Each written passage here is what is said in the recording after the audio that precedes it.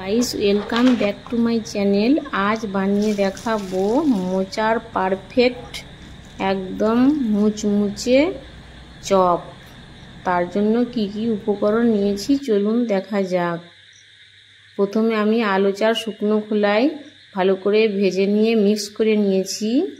বেসন দিলাম, তারপর দিলাম আলু চালের গুঁড়ি, ধনে গুঁড়ো, লঙ্কা গুঁড়ো, জিরা গুঁড়ো, বেকিং পাউডার, জল ভালো করে মিক্স করে নেব। একবারে জল দেবো না, অল্প অল্প জল দেবো। রেস্টে রেখে দিলাম। এদিকে মোচা ছাড়িয়ে ভালো করে মোচার প্রথমে যে পাতলা অংশটা সেটা ফেলে দিলাম, আর মিডিলে একটা শক্ত থাকে সেটাও ফেলে দিলাম। এইভাবে আমি বেছে নিয়েছি। তারপরে একটি ছুরির সাহায্যে ভালো করে কেটে নিলাম। জলে ভালো করে ধুয়ে নেব।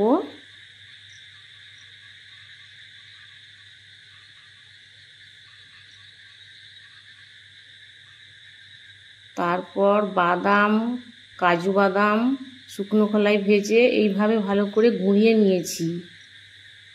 জলে হলুদ, লবণ, পাতিলেবু দিয়ে ভালো করে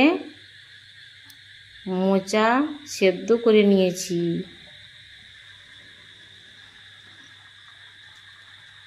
একটি ছাঁকনিতে ঢেলে নিলাম।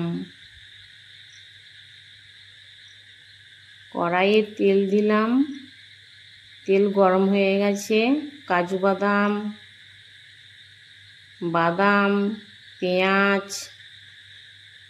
কাঁচা লঙ্কা, ধনেপাতা কুচি,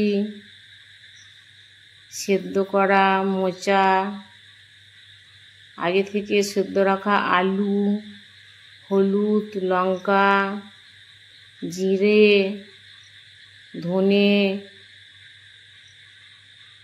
আদা বাটা, রসুন, লবণ দিয়ে ভালো করে খুন্তি করে নেড়ে চেড়ে নেব।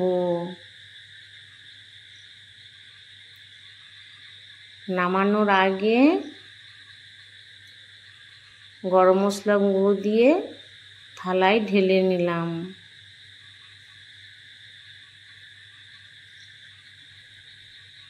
এদিকে কড়াইয়ে সরিষার তেল দিয়ে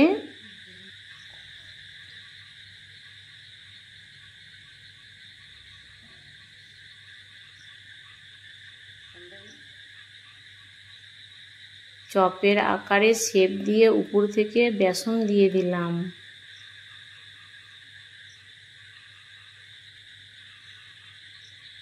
ব্যাটারে ডুবিয়ে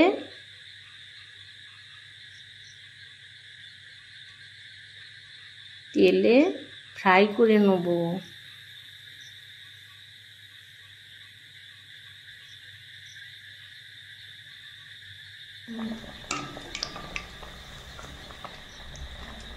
উল্টে পাল্টে ফ্রাই করব। সাইড থেকে একটু তেল দিয়ে দিলাম। ফ্রাই করা হয়ে গেছে। একটা পেতের উপরে পেপার রেখেছি, তাতে তুলে নিলাম। এইভাবে আমি প্রত্যেকটা ফ্রাই করে নেব।